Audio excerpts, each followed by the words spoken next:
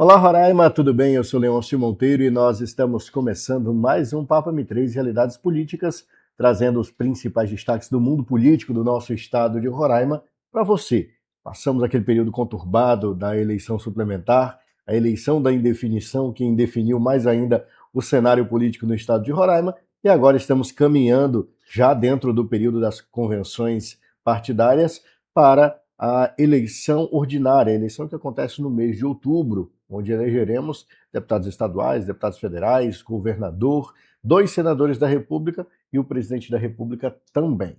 Então, é uma eleição onde é preciso ouvir muitas propostas, ouvir muitos posicionamentos, e nós estamos aqui justamente para te ajudar a ouvir isso desses candidatos, pré-candidatos, né, para aqueles que já passaram por convenção candidatos, e, claro, levar até você a possibilidade de ouvi-los e compreender um pouco mais sobre suas perspectivas. Hoje nós recebemos alguém que já passou pela administração do município, pela Secretaria de Gestão de Pessoas, né? Passou também pela Secretaria de Educação, uma secretaria muito importante, em especial no nosso município, que é a capital da primeira infância, e que agora busca seguir servindo o cidadão roraimense da melhor forma possível, da forma que o partido decidir, porque é assim que funciona numa democracia. Lincoln Oliveira, muito bem-vindo ao nosso papo aqui da M3 Realidades Políticas. Obrigado, Leôncio. Prazer conhecê-lo pessoalmente. A gente só conhece a sua voz, mas como roraimense e criado nesse estado, a gente realmente conhece muitos radialistas de rádios tradicionais aqui de Roraima e é um prazer estar aqui na M3 Produções, no Cipapo M3, para falar um pouquinho, né, da nossa realidade política. Bom, essa primeira satisfação é toda nossa de recebê-lo aqui, com imenso carinho que a gente recebe todos aqueles que nos visitam aqui. É uma oportunidade também de conhecer melhor cada um dos nossos convidados. E eu queria começar justamente falando sobre isso, um pouco da história do Lincoln. Já falaste que é roraimense, nasceste aqui em Boa Vista? Nasci aqui em Boa Vista, né, tenho 45 anos de idade. Eu nasci e cresci ali no bairro Messejana, né, estudei nas escolas tradicionais aqui de Roraima, escola pública, né, Princesa Isabel, Monteiro Lobato. Depois, na 8ª série, hoje nós temos um frisson para a escola militar, né? Uhum. Na época era a escola técnica, Sim. então eu tinha que fazer a prova para passar. Na 8ª série a gente conseguiu esse feito.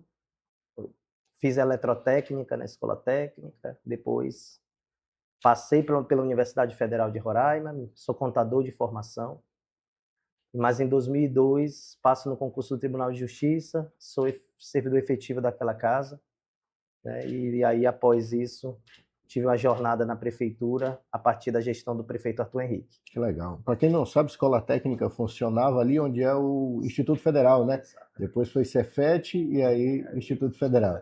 Então de fato, uma escola tradicional aqui do estado de Roraima e de fato todo mundo queria ir para a escola técnica. E por que enveredar pelo mundo dos números, das ciências exatas, Lincoln? Meu primeiro vestibular foi medicina, né? Estudei Universidade Federal. Na Universidade Federal. O meu primeiro vestibular, quando saio do ensino médio, ainda talvez eu sempre costumo dizer que a gente não tem maturidade ainda para escolher a profissão que a gente vai ser por toda a vida, né? E a gente escolhe medicina apenas por olhar para aquela visão utópica do médico, mas eu estudava com um amigo que hoje é médico, cirurgião de cabeça e pescoço, o Dr. Fernando André. Fez o vestibular com ele, mas o pai dele vendo a gente assistir, vendo nós se debruçando para passar, ele me convida, o pai dele também médico, a fazer um dia de plantão no hospital geral. Eita, e ali eu percebi, numa noite, uma madrugada de plantão, acompanhando ele, que eu entendi que aquilo não era para mim. Não era para mim. Não era para mim, não por, né, vi suturando, vi os procedimentos que ele fazia mesmo, nenhum problema, mas o ambiente e o sistema de plantão, aquilo ali eu caí um pouquinho na realidade. E sempre gostei de números, né? Fiz eletrotécnica, parte que é muito concentrada em física, e escolhi contabilidade justamente por achar que contabilidade é exatas, e na verdade contabilidade é humanas. Mas eu também me apaixonei, porque no final são números, são balanços, mas a minha paixão mesmo, né, depois de entrar no Tribunal de Justiça, virou gestão pública. E a gestão pública demanda, de fato, né, uma junção de todas essas perspectivas, as questões estatísticas, numéricas, os balanços que precisam ser feitos, mas também o trato com as pessoas, né, a compreensão de como esse serviço público será ofertado a cada um dos nossos cidadãos. Mas é interessante essa experiência, eu fiquei pensando aqui, seria muito legal que os nossos alunos de ensino médio pudessem ter essa experiência, né? Um dia visitando a unidade hospitalar, vendo como é que é a correria, talvez indo para o outro lado, para o lado do professor na sala de aula, e para as mais variadas profissões. É uma estratégia muito eficiente do ponto de vista de identificação, né? Foi assim, eu acho que até esse médico, eu acho que ele teve a visão, né, ele já olhou, só que ele não queria dizer que eu não tinha perfil. Mas eu acho que é muito importante, eu acho que a gente com 17 anos, eu acho que queria agradar muito meu pai, porque na época, famílias tradicionais aqui de Roraima apenas tinha condição de mandar um filho para se formar fora, né? Meu tio mais velho conseguiu ir para Belém, né? Que era geralmente o estado que todos iam, e meu pai não teve a oportunidade de ensino superior e eu queria dar esse orgulho para ele, principalmente para ter a formação de forma mais rápida. Mas eu entendi ali que eu poderia ter tido um tempo melhor para procurar, para entender onde eu me encaixaria, né? Eu acabei não fazendo administração ou gestão pública, o curso superior, mas todas as especializações e capacitações, porque ali eu me encontrei, né? Entrei na folha de pagamento do Tribunal de Justiça, depois fui assumindo cargos de chefia, assumi a Secretaria de Gestão de Pessoas do Tribunal de Justiça, e ali realmente foi minha área que eu me apaixonei. Tendo trabalhado nessa área de gestão de pessoas do Poder Judiciário e no município, tem muita diferença do executivo para o judiciário? Uma pequena diferença de 12 meses mais servidores. E não só a quantidade, eu acho que a gente entra no sistema judiciário, o CNJ, né, o Conselho Nacional de Justiça, ele sempre tem implementado políticas e obriga os tribunais a seguirem. Né? Então, ele adota a gestão por competência e obriga que os tribunais adotem a gestão por competência. Ele adota a gestão de riscos. Todo tribunal tem que ter sua gestão de riscos. Então, a gente consegue seguir um alinhamento e implantar, e dando todas as condições de implantação. Quando o Arthur Henrique me faz o convite para ser o secretário de administração da prefeitura, inclusive ele fala, você tem coragem de assumir a secretaria de administração do município? Eu falei, mas por que coragem?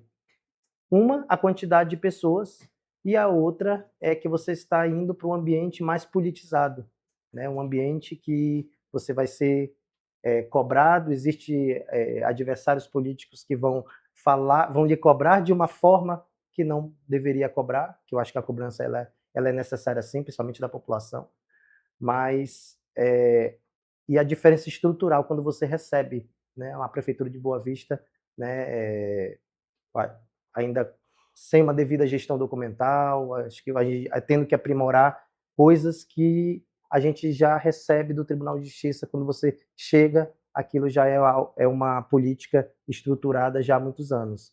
Você chega lá tendo que voltar um pouco e organizar a casa primeiro para pensar em políticas públicas para os servidores. É interessante que, muito embora seja aparentemente a mesma função, tem essa disparidade, né, de modelo de atividade entre os dois exercícios. Isso é uma também são as independências das secretarias, né? Lá a gente tem uma estrutura hierarquizada, né? O secretário de Gestão de Pessoas do Tribunal de Justiça é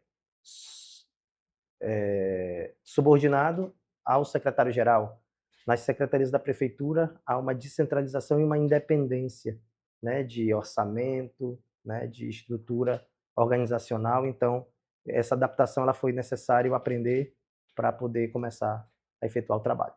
E dava muito trabalho no Tribunal de Justiça? É muito, são servidores, né, que são mais estudaram para um concurso que exigiu muito deles. Então, o nível de exigência do Tribunal de Justiça em relação à capacitação tinha que ser um nível um pouco melhor, senão não se interessava. Então, mas a quantidade, né, o volume que nós temos e vários cargos diferentes, você cuidava dos servidores da educação, tem que cuidar dos servidores da saúde, os servidores do meio ambiente, né, os servidores do social.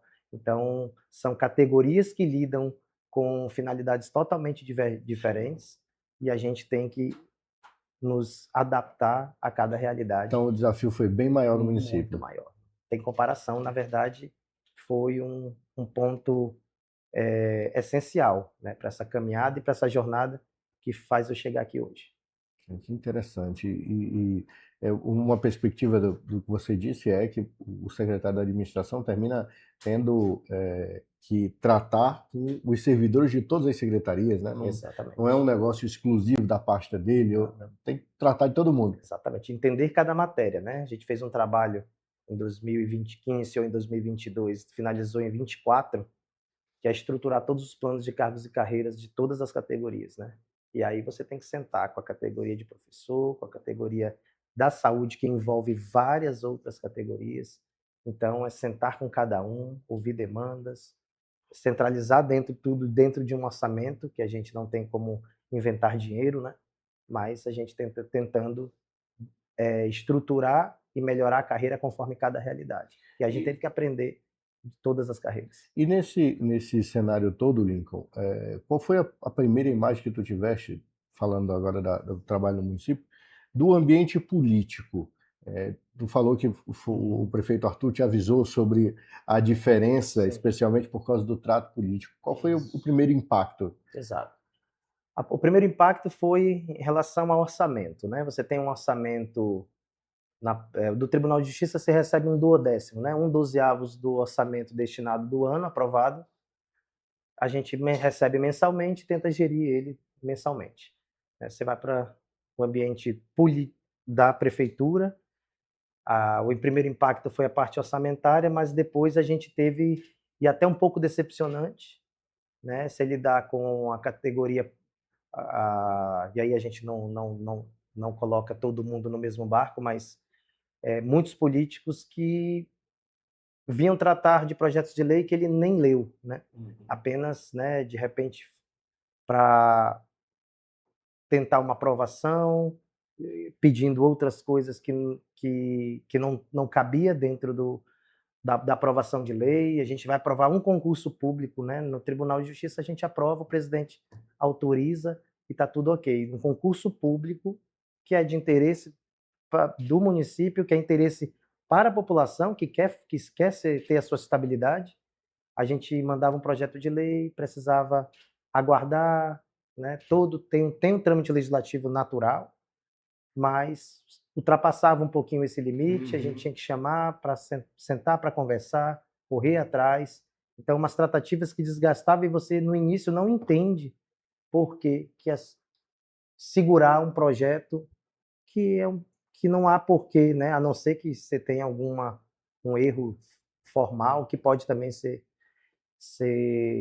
retificado, mas que não era o caso, né? Então no final no início a gente sofreu um pouco com isso, né? 2021 a gente entra no momento de pandemia também, sim, onde estava tudo congelado, né? Teve uma lei federal 173 que congelou adicionais de tempo de serviço, pagamento, nomeação de novos servidores, né? Então concursos públicos ficaram estagnados, mas tínhamos necessidade.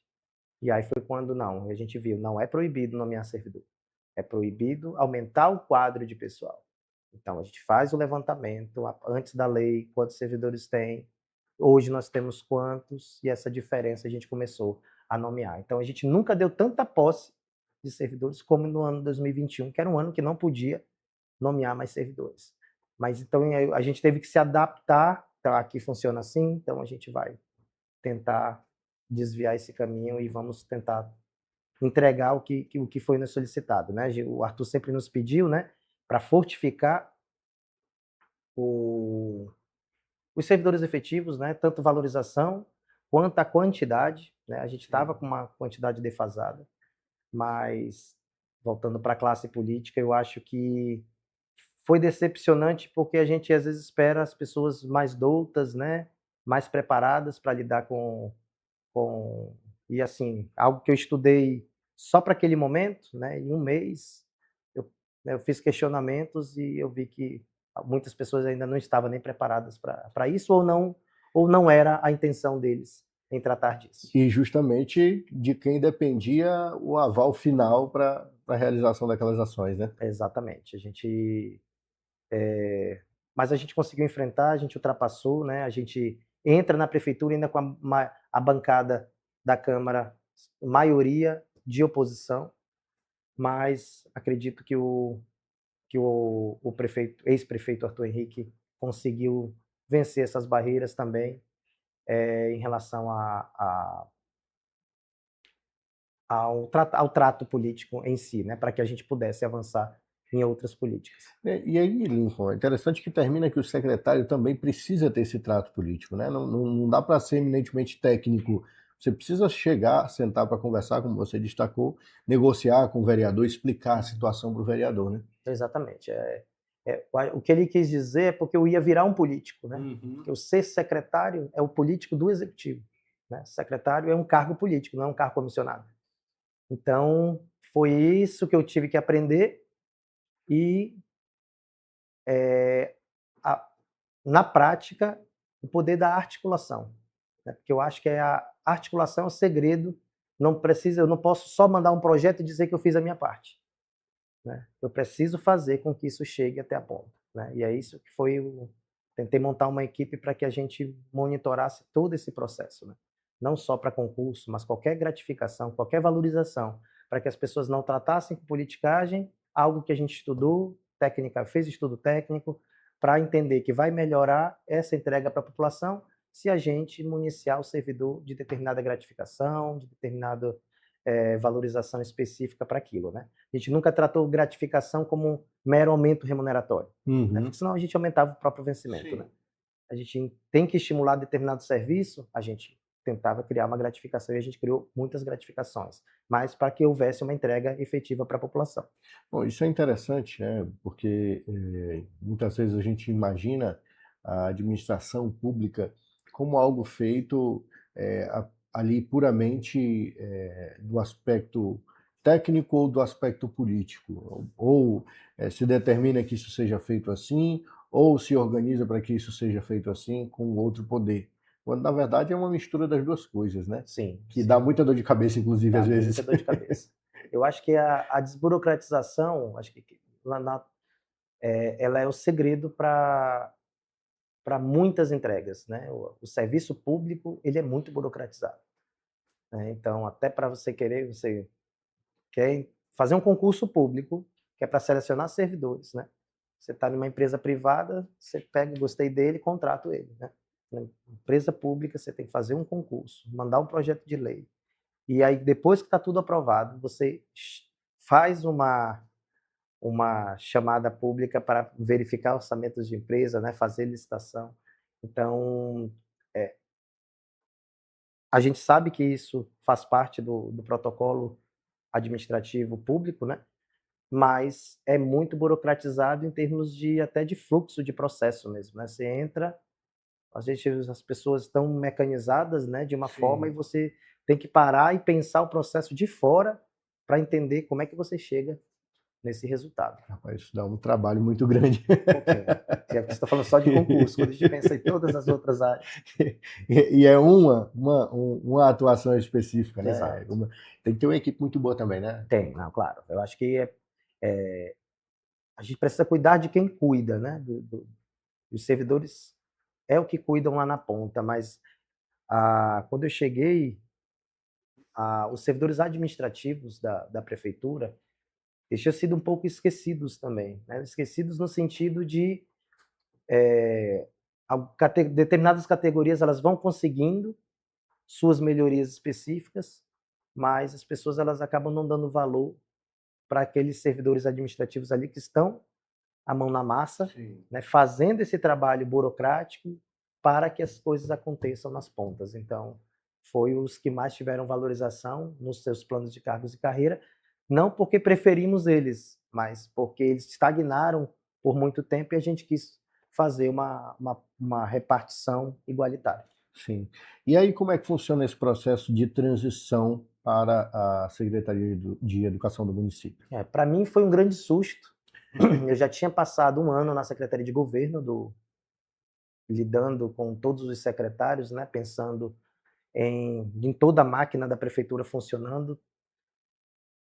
E quando ele me faz esse convite, é, é uma maior pasta de qualquer instituição pública, né, educação. Né? É a maior quantidade de servidores, é a maior orçamento, né, entre as secretarias, mais desafiador, né? Como a gente vive por propósito, sim, eu acho que quem vive assim, você encara de frente a missão e deixou muito claro, né? Sempre o Arthur, é muito bom lidar com o prefeito Arthur, né? A gente sentar numa mesa e a gente conseguir compreender a tudo e onde ele quer chegar, para a gente poder construir isso, né? Eu realmente achava que ia ficar 4 anos, ia só sair só no final da gestão, mas tanto que a construção foi, a gente já pensou nos próximos 4 anos, no segundo mandato, mas foi realmente desafiador e eu acho que um ano que eu tive de educação, eu coloco todos os meus mais de 20 anos na área de gestão de pessoas, me deixou bem balançado, porque realmente é apaixonante, né? Você criar políticas públicas que atingem milhares de crianças, né? São mais de 54.000 crianças no município. E aí você já chega com aquele impacto inicial, né? Exato. Boa Vista é a capital da primeira infância, então você precisa sustentar essa experiência vivida por essas famílias de crianças aqui na capital. Como é que foi lidar com uma pasta tão sensível e tão próxima das pessoas? É muito desafiador, como qualquer início, né? Primeiro a gente precisa tomar de conta, né, das peculiaridades da pasta, porque a primeira você tem que fazer a manutenção, como você falou, a gente precisa manter a educação no nível que ela está, né? Nós temos uma das melhores educações entre as capitais, mas precisávamos resolver problemas e paralelamente temos que resolver problemas que vêm acontecendo e os novos propósitos para que a gente foi lá, né? Então tínhamos desafios como o transporte escolar, como o fardamento chegar no prazo adequado, né? Com a qualidade, a merenda, manter a merenda, né? Escolar de qualidade, e a gente abraça, né? Depois se apaixona e aí começa a criar realmente metas que vão transformar e modificar, né? Estamos num processo de implementação para pegar o Fundamental 2, né? Prefeitura era só crianças de até 10 anos, até o 5º ano, e aí, até por entender que a gente poderia fornecer essa educação até o 9º ano, o Arthur já tinha dado um comando antes de eu chegar na pasta para ampliar para o Fundamental 2 também, e a gente também abraçou essa missão e começou a fazer essa ampliação de uma forma mais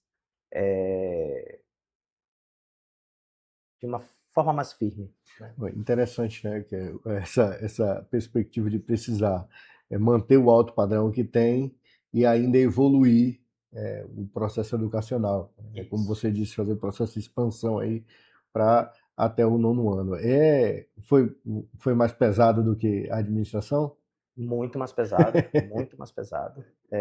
Porque a responsabilidade está na ponta, né? A educação, eu via com a educação já antes, quando eu recebi o convite até eu assumir, eu já tinha preparado um planejamento teórico do que eu achava, do que eu esperava, e quando a gente senta, é outra realidade, né? Eu já estava pensando em reforço escolar, em identificar crianças que estavam com defasagem de aprendizado e fornecer um reforço num contraturno, tentando já pensar em como é que faria o transporte. Então, eu já tinha pensado antes de assumir. Sim. Aí, quando a gente chega, a gente entende que a escola tem sido hoje muito diferente da que eu estudei. A escola ela tem cuidado das crianças, né? É um cuidado alimentar, um cuidado de proteção inclusive essa proteção contra a própria família, né? A gente vê que o índice de abuso infantil ele cresce muito no final de semana. Algo que, por ser família, né, por ser muito acreditar muito que é a família que vai mudar a sociedade, né? Começa no núcleo familiar. Eu começo na Secretaria de Educação contra as creches integrais, mas claro, né, não tinha nenhum projeto de voltar atrás em relação a isso, mas depois eu entendi, né? Porque aquela criança ali de 2 e 3 anos, que óbvio, o pai e a mãe precisam trabalhar, muitos pais, né? Mas a criança também ela precisa ser cuidada, lá ela se alimenta de forma adequada, né? Ela tem café, almoço e 5h30 já antes de sair já faz uma alimentação já como se fosse uma janta, né? E realmente o pai não tem essa responsabilidade alimentar durante os seus dias úteis, né? Bom, e é um avanço, e a gente precisa reconhecer isso, que a Prefeitura de Boa Vista faz no processo de acesso à educação das crianças, que é sem igual, né? Eu acompanhei isso, a gente estava conversando aqui nos bastidores, falei que eu tenho 2 filhos e ambos estudam no município, agora já estão na escola, mas os 2 foram para a creche também, e a gente percebia de fato esse cuidado, essa excessiva, inclusive, eu digo, né, busca pela manutenção da qualidade da alimentação, da qualidade do trato com essas crianças, e isso é muito importante, porque como você destacou, os pais precisam, naquele horário, estar trabalhando em outras ocupações, e aí não dá para você estar trabalhando com a cabeça preocupada com o filho, será que está bem cuidado, como é que não está e Sim. tal, será que vão cuidar bem dele, será que já comeu, e quando você tem uma administração pública que corresponde à altura, Sim. é até mais relaxante para os pais trabalharem sossegados, né? Exatamente, a gente é essencial, né? A manutenção da qualidade do nosso ensino, isso está tudo dentro do pacote quando ele recebeu essa missão, né? Então a gente teve que entender esse processo como funciona dentro da escola, né? A entrega do fardamento que, né, depois entender que a grande minoria das capitais elas fornecem o fardamento, né? E a gente já está no nível de exigência aqui no município que o fardamento estava chegando um pouco atrasado, né? E a gente recebe essa missão de entregar realmente, começar no início do ano letivo. Então, a gente já fazendo, indo para um nível de exigência bem acima até de escolas particulares, né? Essa questão do acesso que você falou, a gente tinha um problema com creche, né? Com vagas de creche.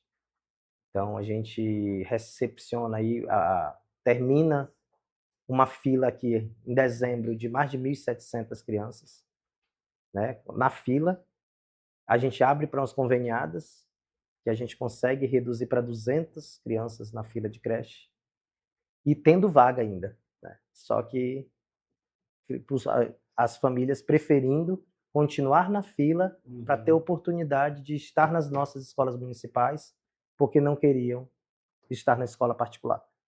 Então, ao mesmo momento que a gente fica triste por não ter alcançado a meta de zerar, porque você tem a vaga, mas você não pode obrigar um pai a matricular uma criança, né, onde ela não quer. Então, a gente hoje temos oferta suficiente para toda a demanda de crianças de 2 e 3 anos nas nossas creches. A gente ainda não consegue dinamizar e se adaptar rapidamente de um ano para o outro, né? Eu tenho concentrado essas necessidades em determinado bairro, ano que vem muda, as pessoas, a imigração influencia, esse fluxo de vagas fica com uma demanda em outra região.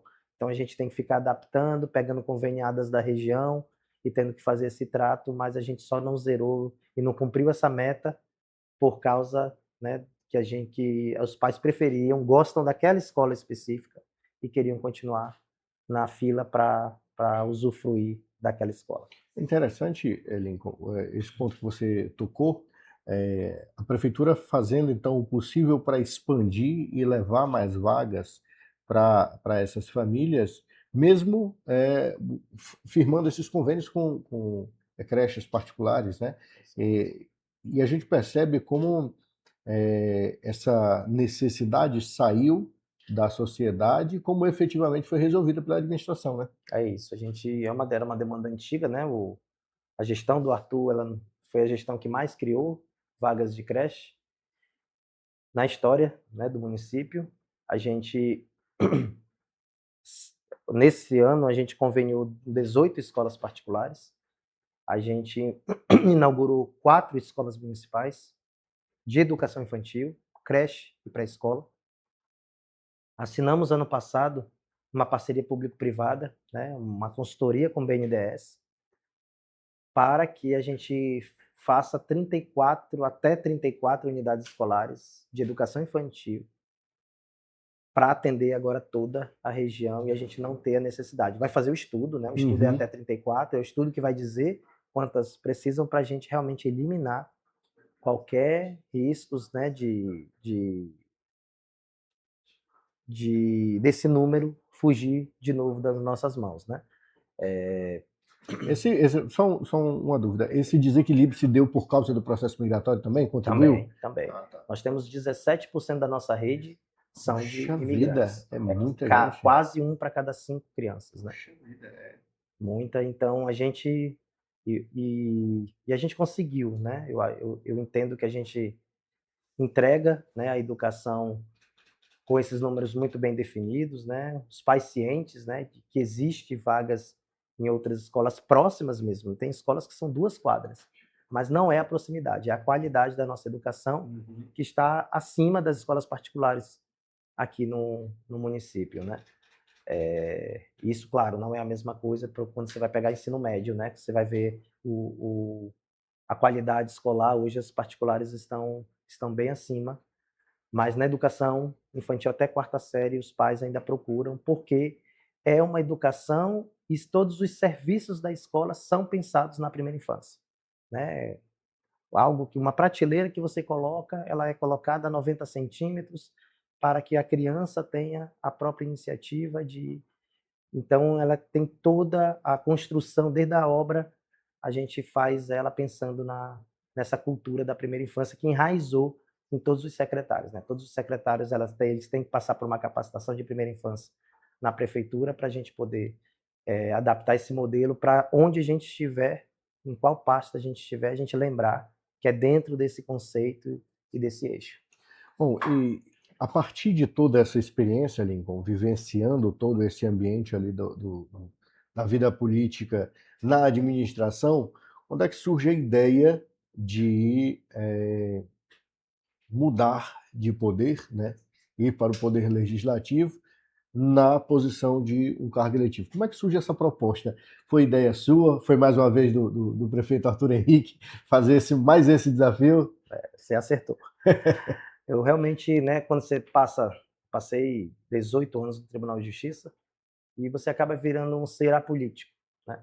Você fica ali na sua caixa preta, né, fazendo as suas coisas, cuidando da sua família.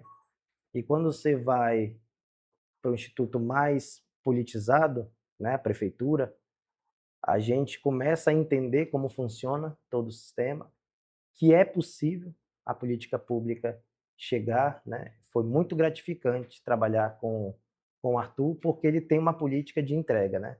Eu falo muito, com muita força para qualquer pessoa, eu jamais seria secretário de educação numa gestão que não fosse do Arthur. Por quê? Porque geralmente uma pasta dessa, né, pensando isso em todo lugar, mas em Roraima é muito forte, a gente vê que geralmente os secretariados são indicados de outros, de outros políticos para questão de articulações políticas, mas o Arthur, a política dele era política de entrega, né? Então você não pode exigir de uma pessoa que você nem conhece, até pode, mas talvez ele não tenha a mesma subordinação ao chefe do executivo, já que o chefe dele é outro, né? O indicado, quem indicou por ele foi outra pessoa.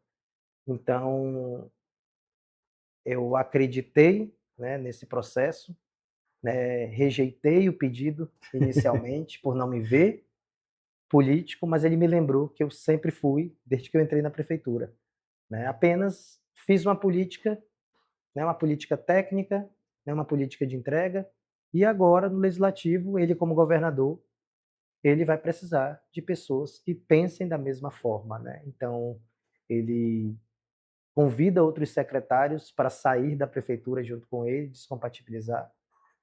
Eu como federal, outros como estaduais, para que a gente fortifique, né, ele num projeto que ainda inicialmente ele ainda não tinha certeza de governo ou Senado, né? A suplementar meio que arrastou ele para e consolidou ele na para a cadeira de governador, mas é um processo que a gente queria, independente da cadeira, fazer uma política diferente, uma política de realmente de efetividade para a população, né? Que a gente nunca fiz questão de meu nome em placa, né? A gente trabalhar como secretário de trabalho nos bastidores, Sim. né? E quem aparece é o político, quem faz a inauguração é o político. Então, a gente sabe todo o processo legislativo, mas a gente só criou uma rejeição à classe política por fazer uma política de forma bem diferente do que a gente costuma fazer. É interessante esse ponto que você tocou, Lincoln, porque a sociedade tem tido muito disso. A gente viu, por exemplo, na eleição suplementar, mais de 114 mil eleitores não compareceram às urnas. Você imagina o nível de descrédito que a política cai para o eleitor a ponto desse quantitativo enorme e é, deixar de ir, na verdade, às urnas. É o quantitativo que equivale a mais do que o dobro do segundo e do terceiro colocado somados. Então, você imagina, é um cenário onde o descrédito do político se demonstra muito evidente, e aí por N motivos, porque tinha uma discussão, tinha um debate judiciário, essas questões não são tão relevantes. O que mais chama a atenção é o fato do eleitor não considerar que um ambiente como esse não mereça que ele vá às urnas. É até preocupante, né? A gente fala muito em democracia e a gente vê que o acesso, né, à urna ela tem sido cada vez mais reduzida, né? Eu acho que a suplementar também, se a pessoa pensar também no mandato de 5, 6 meses, o pessoal também talvez não tenha também levado tão a sério, mas como isso é importante até para a continuidade desse pleito de outubro, né? Tanto que houve, né, uma campanha muito massiva, né, justamente para que não isso é uma opinião minha, para que o eleitor não fosse também, né? Você dizendo que o candidato Arthur, os votos não seriam computados, que então assim você pensa em eu vou lá votar para quê, né? Então, e essa política ela tem sido bem desafiadora você vencer, né? Eu acho que eu não estou aqui por um projeto de poder, eu realmente estou aqui por acreditar em um propósito que é possível fazer, coisas que há uns anos atrás, poucos anos atrás, eu não acreditava. Mas eu entendo que a gente precisa reconstruir e inclusive nessas andanças que a gente faz na pré-candidatura, como você falou, a gente precisa resgatar essa vontade política nas pessoas, né? A classe política ela está muito descredibilizada, né? Ainda bem que o, o judiciário está conseguindo empatar isso, né? Principalmente em relação ao nosso STF. A gente vê as dificuldades que estão se criando, né? Que ficaram também muito politizados, que deveriam ser um órgão mais técnico. Exatamente. Então, as pessoas vão ficando, mas eu acho que isso já está despertando novamente o desejo, né? Essa rejeição da forma como o STF está tratando, inclusive aqui em Roraima, com essa canetada que foi dada. Mas eu acho que esse resgate e a forma como eu estou vendo e entrando nas casas das pessoas, as pessoas estão novamente despertando para entender que a nossa briga está sendo com um grupo muito maior do que a gente achava que era.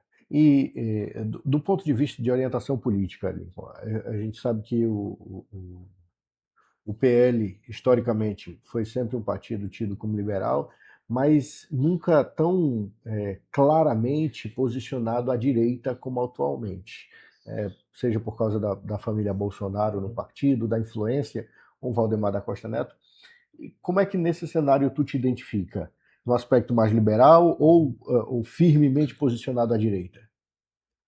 Eu, eu sou, eu acredito no poder da família, né? Eu acho que o conservadorismo e tudo que eu aprendi do meu pai e da minha mãe, eu entendo da forma como eu sou, como meus filhos estão já, né? O meu de 14 anos, eu entendo que e essa briga de ideologia que está sendo construída no Brasil, né, de extremismo, né? Você falou um pouco de como o PL se transformou, mas da forma como ele é taxado, ele ainda é de extrema direita, né? A pessoa está taxando ele de extrema direita, justamente para que as pessoas vinculem ele É uma propaganda negativa, a né? uma propaganda negativa, né? Eu tenho meus valores fundamentados na direita, né? Sou cristão, né?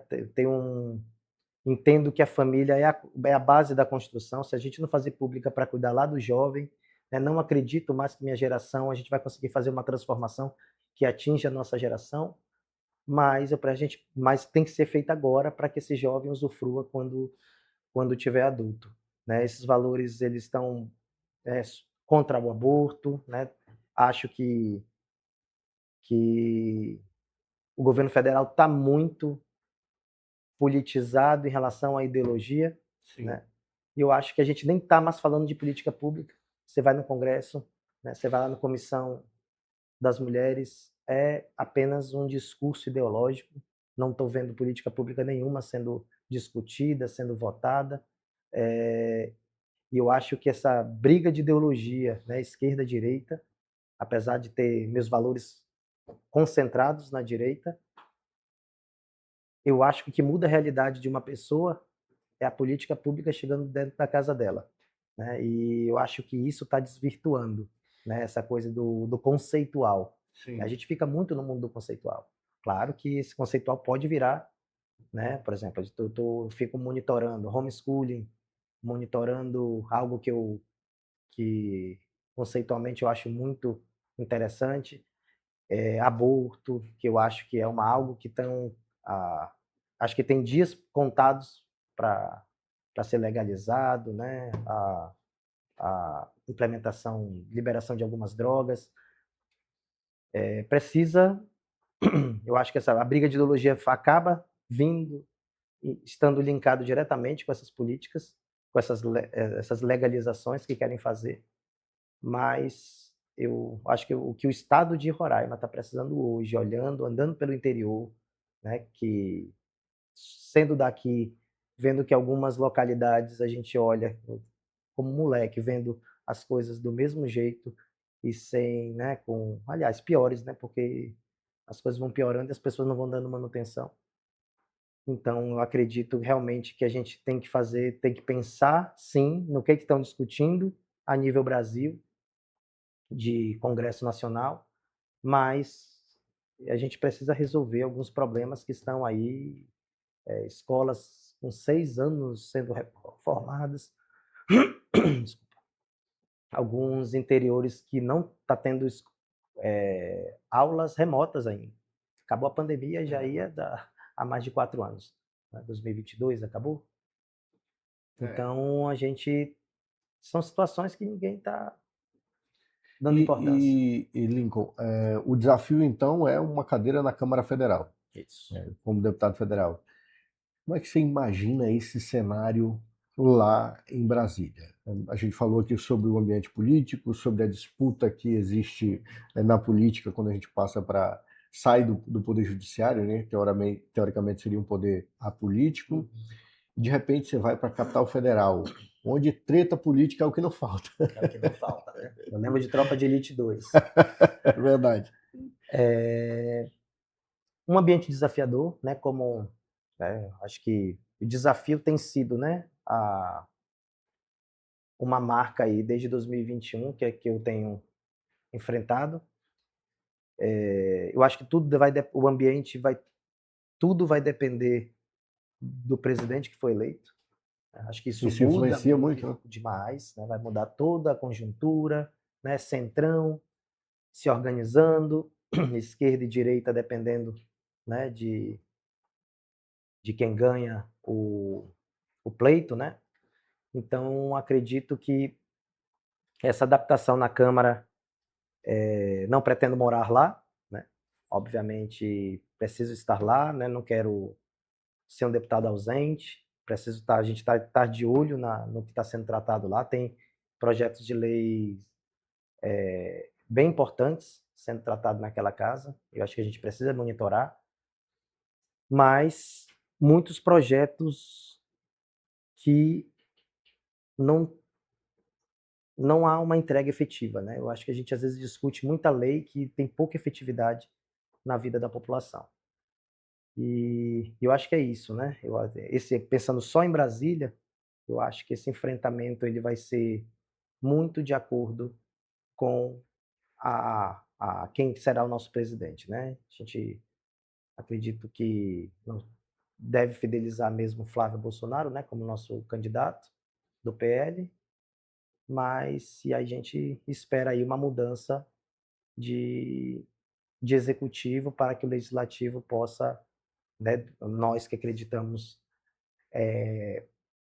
nessa linha, né, de pensamento, que a gente possa construir as políticas públicas e que a gente consiga ter mais sucesso, porque a gente vai ter uma relação mais próxima do executivo.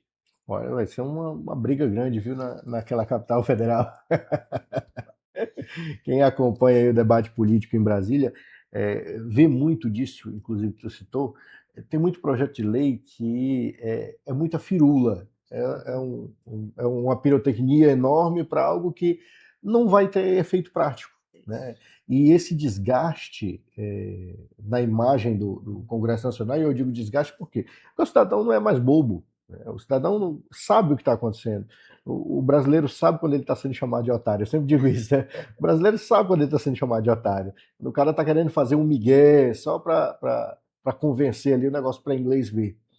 E observar a perspectiva de pessoas que estão indo para o Congresso com o objetivo de trazer ações efetivas para cada um dos seus estados, no teu caso, o estado de Roraima, já dá esse sentimento de mudança do âmbito político, sabe? A gente já percebe que a política está gradualmente deixando de ser aquela ideia do interesse pessoal e passando a ser do interesse público. É isso mesmo.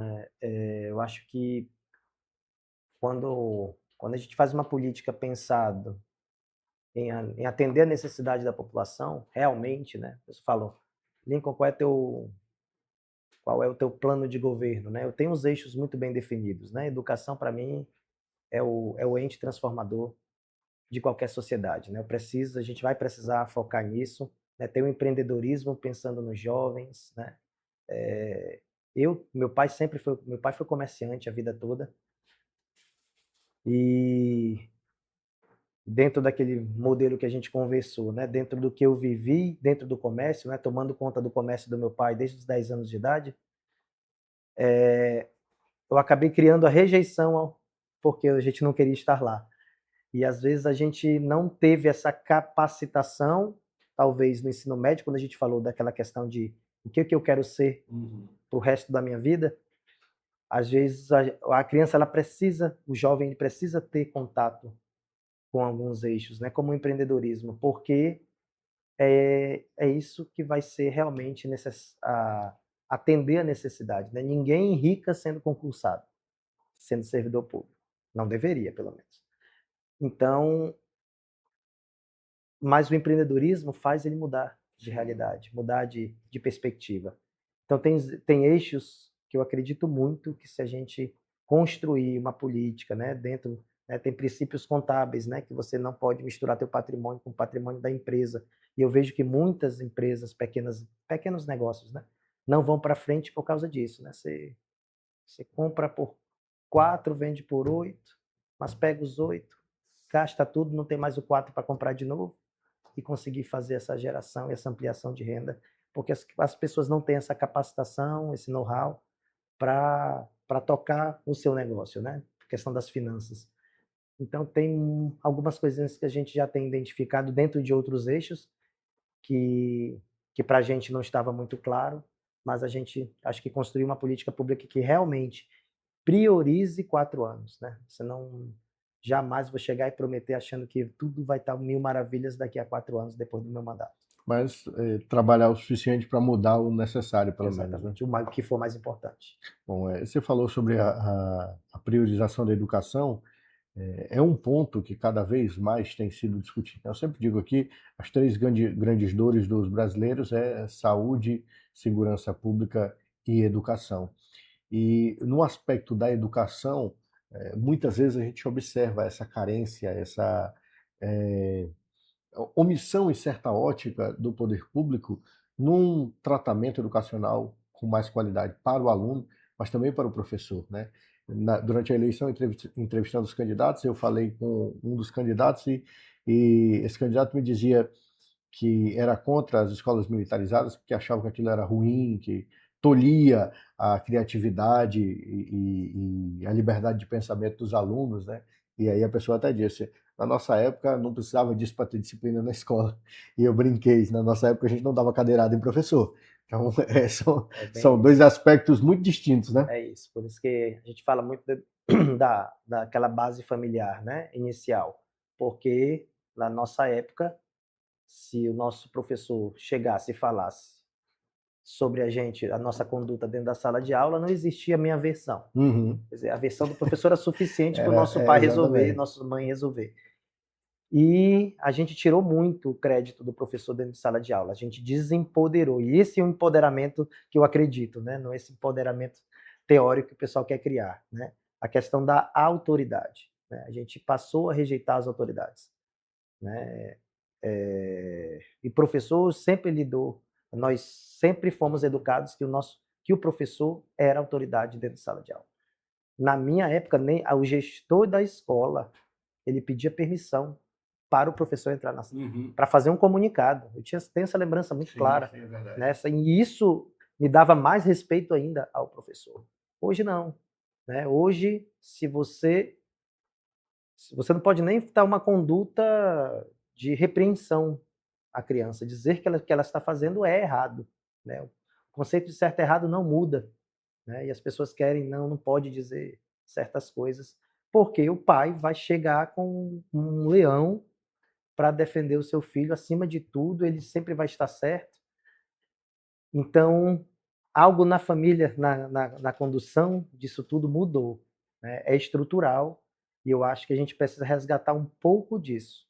Né? A questão de credibilizar o professor em sala de aula para que, porque depois que ele é descredibilizado, ele começa a fazer de conta que ensina e a criança, e às vezes esse pai que tá ali mais interessado em ter o espaço para que ele possa trabalhar, e talvez às vezes ele nem está tão preocupado com a educação da criança, ele acaba não acompanhando a educação, o ensino dessa criança.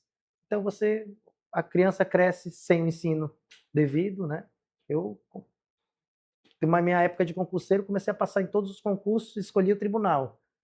E vindo de escola pública, né? Nunca precisei, na minha época não existia cursinho preparatório para nada, você ia com o que você tinha de bagagem e, claro, fazendo seu estudo paralelo, mas pegando um livro de uma biblioteca e lendo. Não existia nem internet. Então, acho que precisa resgatar um pouco do poder de autoridade, né? Dentro das escolas, para que o professor tenha liberdade de educar. Né? Educar da forma como é, repreender mau comportamento. Né? Nós temos a educação especial gritando dentro das escolas, aumentando de forma exponencial. Né?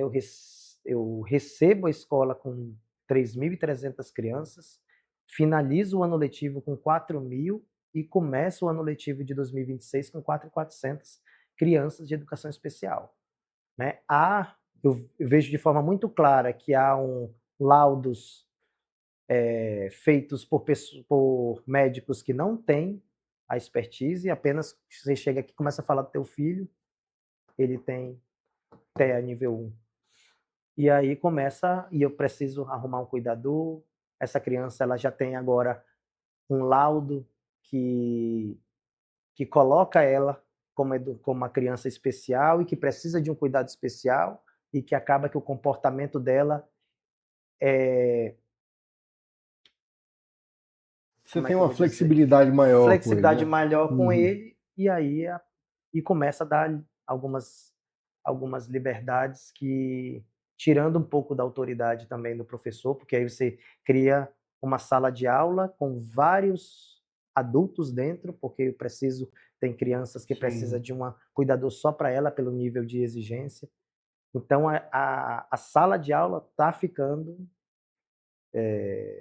está se construindo um modelo insustentável, né? A última portaria que saiu do MEC falando sobre educação especial só piorou, né? Eu acho que capacitações para o cuidador, algumas coisas bem fora da realidade, porque a gente trata com concurso público, Sim. mas acho que eu acredito que a gente tenha que primeiro resgatar o princípio da autoridade dentro das escolas. Muito bem. Nico, eu quero te agradecer pela presença conosco aqui, por essa conversa, te parabenizar pelo trabalho desde o Tribunal de Justiça, nas secretarias do município, e por aceitar agora mais esse desafio, né, do proposto aí pelo prefeito Arthur Henrique, que deixou te presentear Opa, com a nossa caneca aqui do obrigado. Papo M3 Realidades Políticas. Te desejar sucesso na jornada e, claro, deixar aqui microfones e câmeras à disposição para uma próxima conversa. Obrigado, Leôncio. Obrigado a toda a equipe da M3. É um prazer estar aqui falando um pouquinho da minha história, né? Passei 45 anos da minha vida aqui nesse estado. É o estado que meus filhos estão crescendo, que não penso, mesmo me aposentando, não penso morar em outro lugar, e é aqui que eu quero que eles realmente façam e construam suas famílias, porque eu acredito muito no potencial desse estado para realmente criar as famílias. É isso aí. Mais uma vez, muito obrigado a você e Obrigado. sucesso. Obrigado a você aí do outro lado que nos acompanhou até aqui. Já sabe, todas as quintas-feiras estamos por aqui a partir das 5 da tarde com uma boa conversa e, claro, com a tua participação. Não esquece de deixar teu comentário aí embaixo, seguir as nossas páginas nas redes sociais, fazer a tua inscrição e deixar teu recado, que com certeza é muito bem-vindo. Um beijo no coração e até a próxima quinta. Tchau, tchau.